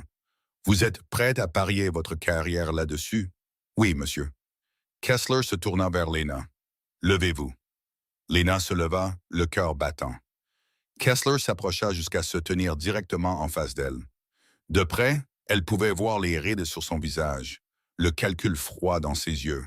« Comprenez-vous ce qu'on vous demande? »« Oui, monsieur. »« Comprenez-vous que si vous échouez, des gens mourront? »« Oui, monsieur. »« Et vous pensez pouvoir gérer ça? » Lena croisa son regard. « Je l'ai déjà fait, monsieur. » Kessler la fixa pendant ce qui sembla une éternité. Puis il se tourna vers Rourke. « Elle est sous votre responsabilité. Si ça tourne mal, c'est pour vous. »« Compris, monsieur. » Kessler retourna à l'avant de la pièce. « Décollage dans 2 heures. Rompez. » L'équipe sortit et Lena se rassit, ses jambes soudainement faibles. Rourke s'approcha et s'accroupit à côté de sa chaise. « Ça va? »« Pourquoi avez-vous fait ça? » demanda doucement Lena. « Fait quoi? Risquer votre tête pour moi. » Rourke haussa les épaules. « Parce que tu es doué dans ce que tu fais et parce que j'ai vu ce qui se passe quand la politique l'emporte sur la compétence. Des gens meurent. » Il se leva. « Maintenant, prépare ton équipement. On part dans 90 minutes. » Le trajet en hélicoptère jusqu'à la zone d'opération fut tendu et silencieux. Lena était assise avec son fusil sur ses genoux, passant en revue les paramètres de la mission dans sa tête. Elle serait positionnée sur une ligne de crête à environ 800 mètres de la zone de mort avec une ligne de vue dégagée sur tout le col. Son travail était simple. Éliminer toutes les cibles qui tenteraient de s'échapper et fournir une couverture à l'équipe au sol. Simple en théorie, compliqué en pratique. Quand ils atteignirent la zone d'atterrissage, l'équipe se déplaça rapidement. L'élément de Rourke se dirigea vers le col tandis que Lena et 2 autres Cutter et un SEAL silencieux nommé Hayes grimpaient vers la position de couverture. La montée dura 40 minutes. Au moment où ils atteignirent la crête, les jambes de Lena la brûlaient et ses poumons semblaient remplis de verre brisé. Mais elle persévéra, installant son fusil et scannant l'approche. Le col était un point d'étranglement naturel. Des parois rocheuses étroites de chaque côté, à peine assez larges pour que deux véhicules puissent passer. Parfait pour une embuscade. Terrible pour les personnes prises en embuscade. Lena s'installa en position et attendit. La radio crépita. Overwatch, ici le sol, nous sommes en position. Reçu, répondit Lena. Aucun mouvement pour l'instant. 20 minutes passèrent, puis 30. Les yeux de Lena lui faisaient mal à force de regarder à travers la lunette, mais elle n'osait pas détourner le regard. Le soleil montait plus haut et la chaleur commençait à faire miroiter les rochers, faisant danser l'air. Puis elle le vit. De la poussière s'élevant au loin. Sol, jet du mouvement. Convoi en approche. 6 véhicules comme prévu. Reçu. Ne tirez pas avant mon signal. Lena suivit le convoi à mesure qu'il approchait. 6 bus se déplaçant en formation serrée. Elle pouvait voir des hommes armés à l'arrière des camions, scrutant les lignes de crête. Ils savaient que c'était un point d'étranglement. Ils étaient prêts à en découdre.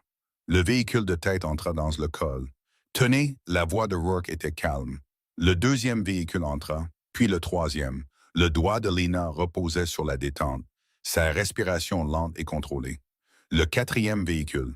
Le cinquième. Maintenant. Le monde explosa. L'équipe au sol ouvrit le feu avec tout ce qu'ils avaient. Mitrailleuses, lance-grenades, missiles anti-chars. Le col se transforma en un paysage infernal de feu et d'éclats. Les 3 premiers véhicules explosèrent presque simultanément, bloquant la route. Les véhicules arrière tentèrent de faire marche arrière, mais ils étaient piégés. Des combattants sortirent des masses des camions, ripostant à l'aveugle. Lena commença à les abattre un par un. Un homme avec un RPG, un homme essayant d'installer une mitrailleuse, un homme traînant un combattant blessé à l'abri. Elle tira jusqu'à ce que son fusil soit brûlant au toucher, jusqu'à ce que les douilles en laiton s'accumulent à ses pieds.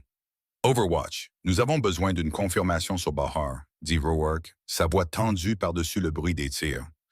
Lena scanna le chaos, le cherchant. Là, une silhouette en robe sombre se déplaçant entre les véhicules, dirigeant ses hommes avec des gestes vifs. Elle plaça le réticule sur sa tête, mais quelque chose n'allait pas.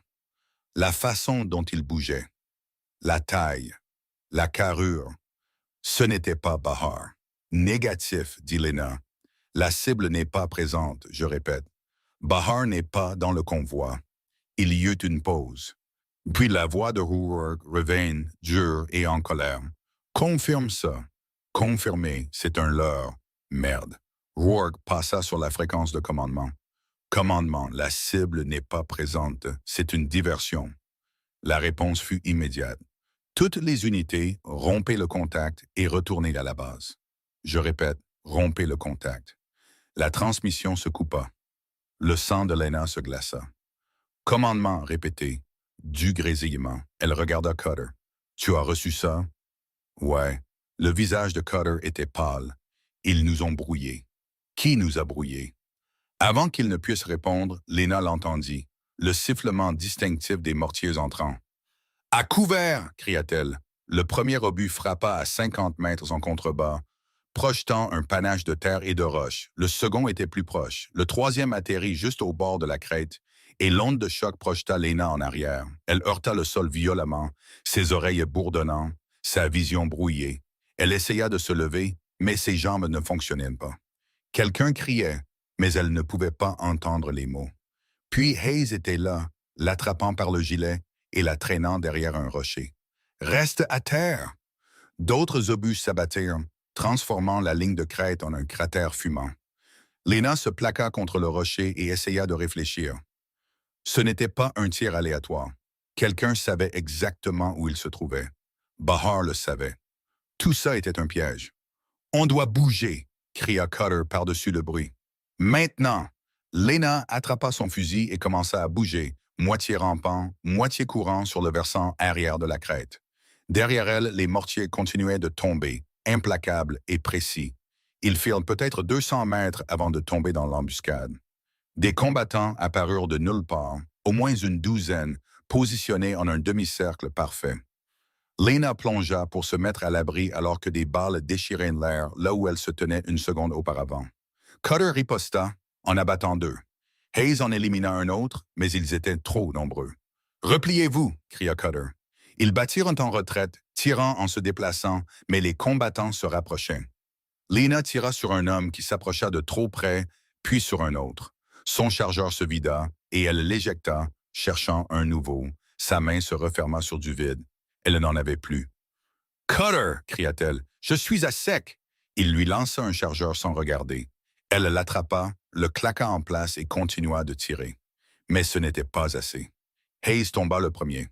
Il s'effondra simplement, en pleine course, le sang se répandant sur sa poitrine. Cutter hurla son nom et revint en courant, le traînant à l'abri, mais Lena pouvait voir qu'il était trop tard. « Il est mort !» cria Lena. « Laisse-le !» Cutter hésita, puis lâcha prise. Son visage était tordu de chagrin et de rage. Ils continuèrent de bouger, mais les combattants étaient partout maintenant. C'était comme si la montagne avait pris vie, et chaque ombre cachait un ennemi. L'esprit de Lena s'emballa. Ils avaient besoin d'un abri, d'un terrain élevé, de quelque chose. Elle repéra un amas de rochers à environ 50 mètres devant. Pas génial, mais mieux que rien. Là, pointa-t-elle. Ils coururent vers cet abri, des balles soulevant la poussière autour de leurs pieds. Lena arriva la première et glissa derrière les rochers, haletante. Cutter plongea à côté d'elle une seconde plus tard. « On ne peut pas tenir ici, dit-il en vérifiant ses munitions. On est des cibles faciles. Où est l'équipe Olsen? Je ne sais pas. Les communications sont toujours brouillées. » Lena regarda autour d'elle désespérément. Les combattants se regroupaient, se préparant pour une dernière poussée. Dans peut-être 30 secondes, cette position serait submergée. Puis elle le vit. Qasim Bahar. Il se tenait sur une crête à environ 400 mètres, entouré de gardes, observant le combat se dérouler avec le même détachement calme qu'il avait montré au complexe. Les mains de Lena se resserrèrent sur son fusil. « J'ai Bahar en visuel », dit-elle doucement. Cutter leva les yeux. « Où? »« Crête nord-ouest, 400 mètres. Peux-tu prendre le tir? » Lena regarda à travers sa lunette. La distance était gérable, mais l'angle était mauvais. Bahar était partiellement masqué par ses gardes et le vent soufflait en rafales imprévisibles, mais c'était la seule chance qu'ils avaient. « Ouais, dit-elle, je peux te le prendre. Fais-le. » Lena s'installa en position, son corps s'immobilisant. Elle fit abstraction des tirs, des cris, de la peur. Il n'y avait que le tir. Elle calcula le vent, l'élévation, le léger tremblement de ses mains, expira à moitié et retint son souffle. Bahar bougea, se tournant pour dire quelque chose à l'un de ses gardes. Lena pressa la détente. La balle traversa 400 mètres en moins d'une seconde et frappa le garde à côté de Bahar. L'homme tomba et Bahar se retourna, ses yeux balayant la ligne de crête. Pendant un instant, son regard se fixa sur la position de Lena, puis il sourit et disparut derrière les rochers. Merde! Lena manœuvra la culasse, mais il était déjà parti. Les combattants déferlèrent, sentant la faiblesse.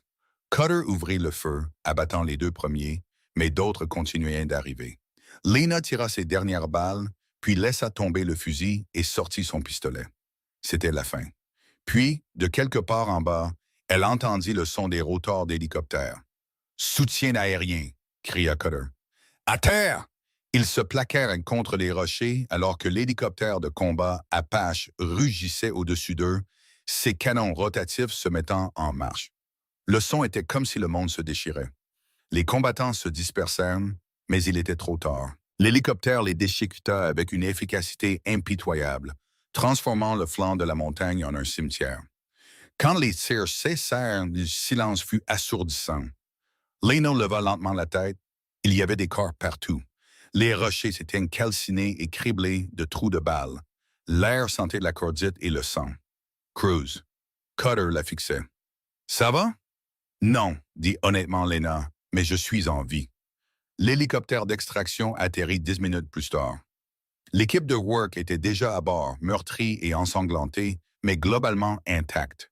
Ils hissèrent Lena et Cutter à l'intérieur, et quelqu'un lui jeta une couverture sur les épaules, même si elle n'avait pas froid.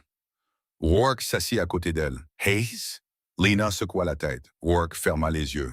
Merde. Bahar s'est échappé, dit doucement Lena. Je sais. Tout ça était un piège. Il savait qu'on arrivait. Je le sais aussi. Rourke la regarda. Mais on respire encore. C'est déjà ça. Lena ne répondit pas. Elle fixa simplement les portes ouvertes alors que les montagnes s'effaçaient sous eux. Quand ils atterrirent à la base, le général Kessler attendait sur le tarmac. Son visage était de pierre. Salle de débriefing maintenant. L'équipe entra en silence. Lena s'assit de nouveau à l'arrière, ses mains enroulées autour d'une autre tasse de café qu'elle ne boirait pas. Kessler se tenait à l'avant, les bras croisés. C'était un désastre. Un mort, plusieurs blessés, la cible s'est échappée et on a perdu 2 millions de dollars d'équipement. Quelqu'un veut m'expliquer comment c'est arrivé? Silence. Il savait, dit doucement Lena. Kessler se tourna vers elle. Pardon? Bahar savait qu'on arrivait. Le convoi était un leurre. Les mortiers étaient pré-réglés sur notre position de couverture. L'embuscade était montée exactement là où nous nous replierions. Lena leva les yeux. Quelqu'un l'a prévenu. La pièce explosa. C'est impossible. Elle a raison. Il y a une fuite. Kessler leva une main et la pièce devint silencieuse. Vous dites qu'on a une taupe? Je dis que quelqu'un a donné à Bahar tout notre plan opérationnel, dit Lena. Il n'y a pas d'autre explication. Le visage de Kessler s'assombrit. Si c'est vrai, ça me dépasse complètement. Il regarda Rourke. Commandant, je retire votre équipe de la ligne de front en attendant une enquête. Personne ne bouge. Personne ne parle à qui que ce soit en dehors de cette pièce jusqu'à ce qu'on comprenne ce qui se passe, bordel. Et Bahar? Demanda Rourke. Bahar est parti. Il a traversé la frontière il y a 1 heure. C'est fini. Alors il gagne? Dit Lena. Kessler la regarda. Parfois, c'est comme ça que ça marche. Vous avez fait votre travail. Vous avez survécu. C'est tout ce que je peux se demander. Mais Lena n'écoutait plus. Elle pensait au sourire sur le visage de Bahar, à la façon dont il l'avait regardée, comme si elle n'était rien, comme si tout ça, les missions, les morts, le sacrifice, n'était qu'un jeu pour lui, et qu'il avait gagné. La réunion se dispersa, et Lena sortit dans l'air froid de la nuit. Elle s'assit sur le bord du tarmac et sortit les morceaux brisés du miroir que son père lui avait donné. La plupart avaient disparu, mais elle avait encore la pièce arrière avec l'inscription. Paramihija, Konamor, Papa. Elle passa son pouce sur les mots et sentit quelque chose se briser en elle. Pour la première fois depuis que tout cela avait commencé, elle pleura. Non pas parce qu'elle était triste, non pas parce qu'elle avait peur, mais parce qu'elle comprenait enfin ce que son père avait essayé de lui dire. La peur n'était pas seulement une information, c'était un avertissement, et elle l'avait ignoré trop longtemps. Kowalski la trouva 20 minutes plus tard, toujours assise sur le tarmac avec le miroir brisé dans les mains. Il ne dit rien au début, s'assit simplement à côté d'elle et sortit un paquet de cigarettes. Il en alluma une, tira une bouffée, puis lui offrit le paquet. « Je ne fume pas, » dit Lena. « Moi non plus, jusqu'à il y a environ 5 ans. » Il tira une autre bouffée. C'est marrant comme ça marche. Ils restèrent assis en silence pendant un moment, regardant les étoiles apparaître. La base était calme, trop calme, comme si tout le monde retenait son souffle, attendant que le coup perret tombe. « Tu sais ce qui est le plus dur? » dit finalement Kowalski. Lena ne répondit pas. « Ce n'est pas de tuer. Ce n'est pas la peur. C'est de rentrer à la maison et de réaliser que tu n'as plus ta place, comme si tu étais une pièce de puzzle d'une autre boîte. » Il fit tomber la cendre sur le tarmac. Tu vas à l'épicerie et les gens se disputent sur la marque de céréales à acheter. Et tu as envie de leur crier dessus parce que tu viens de voir quelqu'un mourir pour un bout de terre dont personne ne se souviendra dans 100 ans. Alors, pourquoi tu continues à le faire? Demanda Lena. Kowalski resta silencieux un long moment, parce que quelqu'un doit le faire, et parce que l'alternative est pire. Quelle est l'alternative? Laisser des gens comme Bahar gagner. Lena baissa les yeux sur le fragment de miroir. Il a déjà gagné. Pas encore. Kowalski écrasa la cigarette sous sa botte. Va dormir, gamine. Demain sera une longue journée. Mais le sommeil ne vint pas. Lena resta allongée dans sa couchette, fixant le plafond, son esprit s'emballant. Quelque chose dans tout ça ne collait pas. La fuite, le piège, la façon dont Bahar l'avait regardée avant de disparaître, comme s'il l'attendait spécifiquement. À 3 heures du matin, elle abandonna et se rendit au centre de commandement. Il était presque vide, à l'exception de quelques analystes de nuit fixant des écrans. Elle se glissa derrière eux et trouva un terminal vide dans le coin. Elle ouvrit les dossiers de mission, parcourant les rapports de renseignement, les plans opérationnels, les comptes rendus d'après action. Elle les lut tout 2 fois, cherchant quelque chose, n'importe quoi, qui pourrait expliquer comment Bahar avait su. Puis elle le trouva. Un dossier personnel enfoui dans la section classifiée, capitaine Marcus Webb, officier de liaison du renseignement, affecté à leur unité il y a 3 semaines. 3 semaines. En même temps que Lena avait été rattachée à l'équipe, elle consulta le dossier de service de Webb, officier décoré, plusieurs missions, dossier impeccable, rien de suspect. Mais ensuite, elle remarqua quelque chose. Son dernier déploiement, il y a 2 ans, dans la même région où opérait Bahar, il avait fait partie d'une force opérationnelle conjointe travaillant avec des alliés locaux. Des alliés locaux qui, selon le dossier, avaient tous été tués dans une embuscade 6 mois après le départ de Webb. Les mains de Lena tremblaient alors qu'elle ouvrait le rapport d'incident. L'embuscade avait été précise, coordonnée. Quelqu'un avait donné à l'ennemi des informations détaillées sur les itinéraires de patrouille, les planques, les lignes d'approvisionnement. Quelqu'un avec un accès. Elle était si concentrée sur l'écran qu'elle n'entendit pas les pas derrière elle. « Tu as trouvé quelque chose d'intéressant? » Lena se retourna brusquement.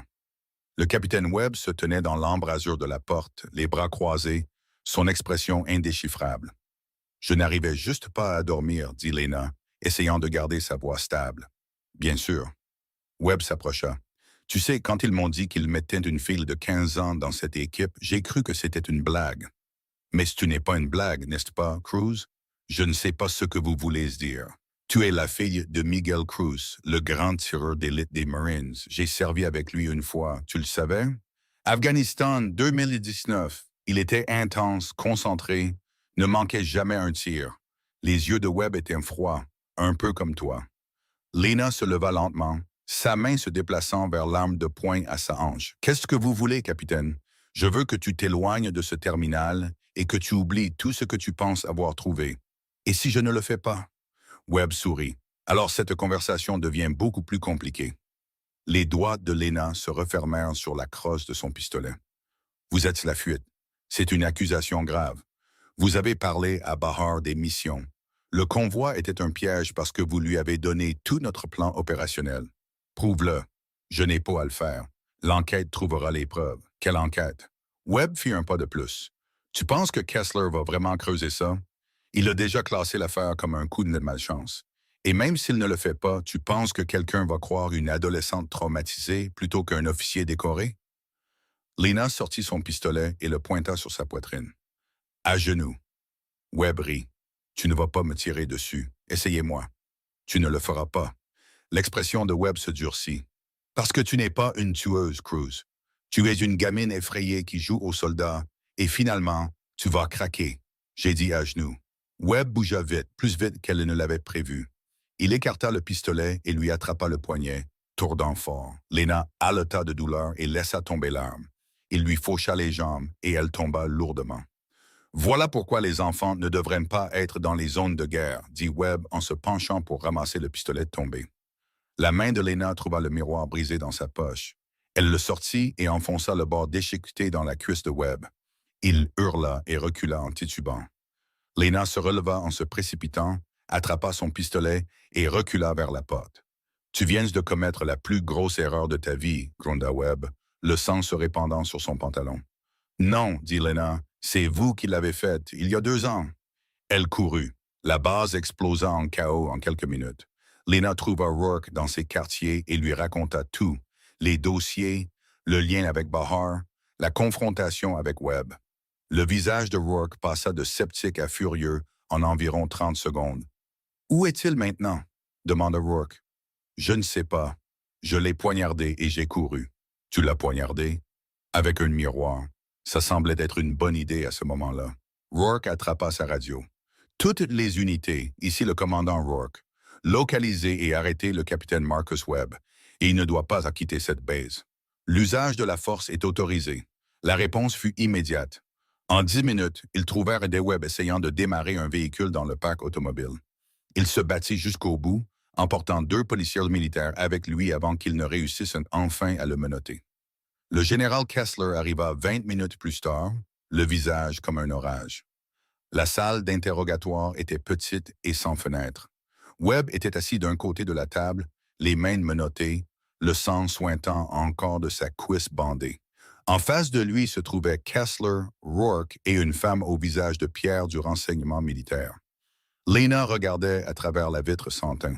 « Vous voulez me dire ce qui se passe, bordel? » dit Kessler. Webb se pencha en arrière dans sa chaise. « Je veux un avocat. Vous en aurez un, après avoir expliqué pourquoi vous avez tenté de fuir la base avec des documents classifiés en votre possession. » La mâchoire de Webb se crispa. « Je ne sais pas de quoi vous parlez. » L'officier du renseignement fit glisser un dossier sur la table. « Nous avons trouvé ça dans votre véhicule, des plans opérationnels, des dossiers personnels, des communications cryptées avec des entités hostiles connues. » Elle ouvrit le dossier. « Vous donnez des informations à Kassim Bahar depuis 18 mois. C'est un mensonge. Les clés de cryptage correspondent. Nous pouvons remonter chaque communication jusqu'à votre terminal. » Elle se pencha en avant. « Vous avez vendu vos propres hommes. Vous avez fait tuer 23 soldats dans cette embuscade il y a 2 ans et vous avez failli faire anéantir toute l'équipe du commandant Rourke hier. »« Je n'ai vendu personne, » dit doucement Webb. « J'essayais d'empêcher une guerre. » La pièce devint silencieuse. « Expliquez-vous, » dit Kessler. Webb prit une profonde inspiration. « Bahar n'est pas seulement un chef de guerre. C'est un homme d'influence. Il contrôle les lignes d'approvisionnement, les routes de réfugiés, tout ce qui empêche cette région de sombrer dans le chaos total. Si nous le tuons, 50 factions différentes se battront pour le pouvoir, et le nombre de morts civiles se comptera par milliers. Alors vous avez décidé de l'aider? J'ai décidé de travailler avec lui pour trouver un compromis qui éviterait plus de sang. En faisant tuer des soldats américains, dit Rourke, sa voix dangereusement calme. Dommages collatéraux, dit Webb. Vous devriez comprendre ça, commandant, plus que quiconque. Les mains de Rourke se crispèrent en poing.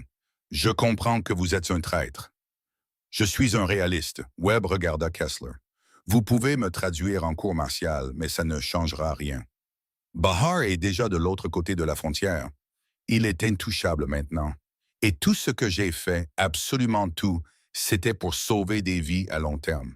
Dites ça à Hayes, dit Lena. Tout le monde se tourna.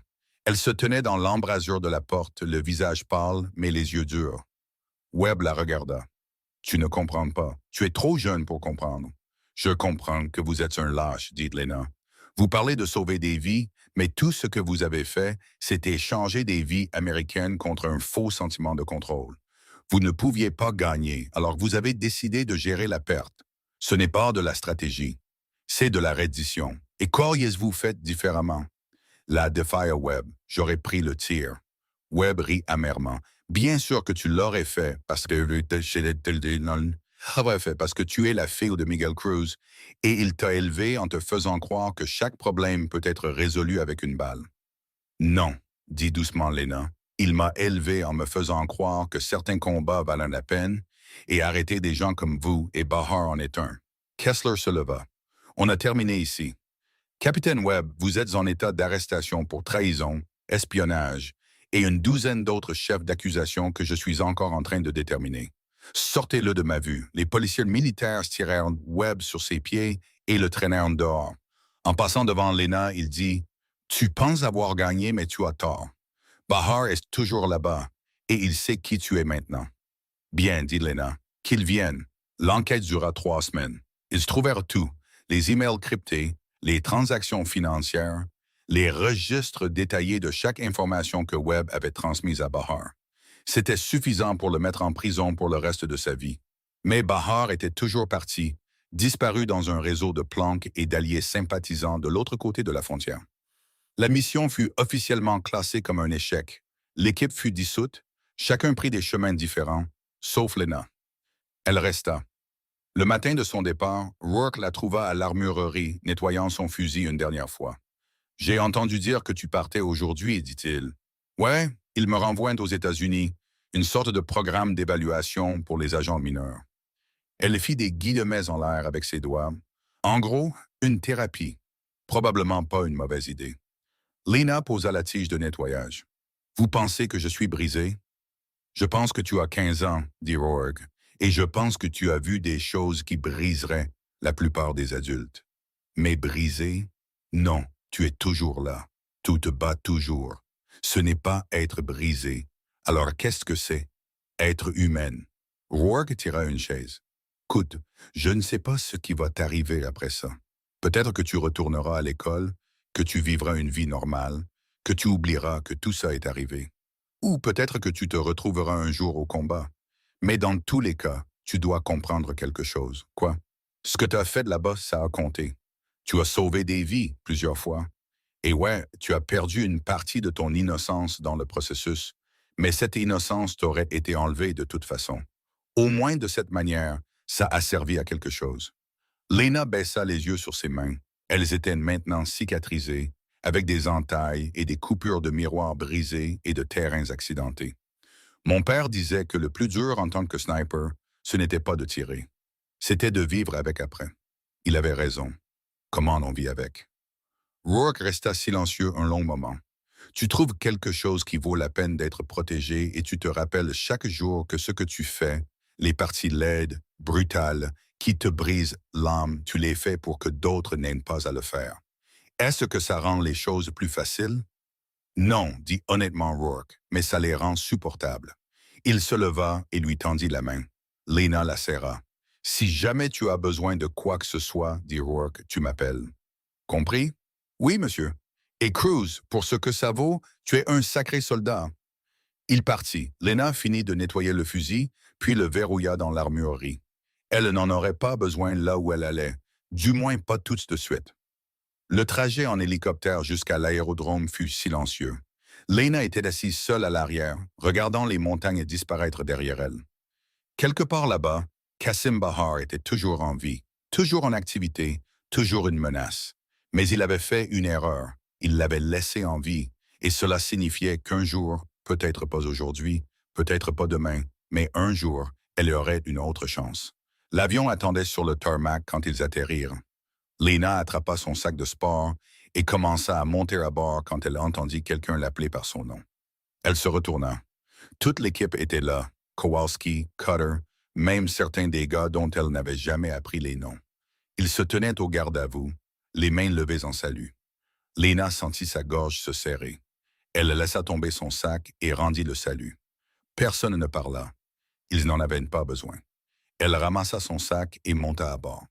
Alors que l'avion décollait, Lena regarda par la fenêtre la base qui rétrécissait en dessous. Elle pensa à tout ce qui s'était passé, les missions, les morts, la peur, les choix. Elle pensa à son père et au miroir qu'il lui avait donné. Elle pensa à la personne qu'elle était il y a 3 semaines et à la personne qu'elle était maintenant. Elles n'étaient pas les mêmes et ne le seraient plus jamais. Mais ce n'était pas grave, car elle avait appris quelque chose là-bas dans les montagnes. Quelque chose que son père avait essayé de lui apprendre, mais qu'elle n'était pas prête à entendre. Il ne s'agissait pas d'être sans peur. Il s'agissait d'avoir peur et de le faire quand même. Il s'agissait de se lever quand tout le monde vous disait de vous asseoir. Il s'agissait de prendre le tir quand personne d'autre ne le ferait.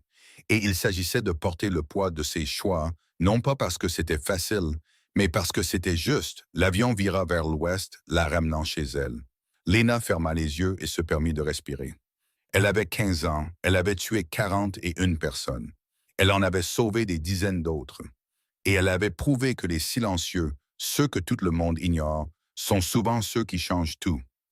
Quelque part dans un autre pays, Kassim Bahar était toujours en vie, mais Lena Cruz n'en avait pas encore fini. Loin de là. 6 mois plus tard, on frappa à la porte de Lena à 2 heures du matin. Elle ouvrit et trouva le commandant Rourke debout dans le couloir de son appartement, l'air plus vieux et plus fatigué que dans ses souvenirs. « On l'a trouvé », dit simplement Rourke. Lena ne demanda pas qui. Elle le savait déjà. « Quand ?» demanda-t-elle. « Décollage dans 4 heures. Je vais chercher mon équipement. » Rourke hocha la tête. « Bien, parce que cette fois, on ne le laissera pas s'enfuir. » Lena ferma la porte et se dirigea vers son placard. Au fond, enveloppé dans un tissu, se trouvait le fusil de son père. Elle l'avait reconstruit, nettoyé, réglé. Elle avait attendu. Elle le sortit et passa sa main le long de la crosse. Sur le côté, gravés en petites lettres, se trouvaient deux mots.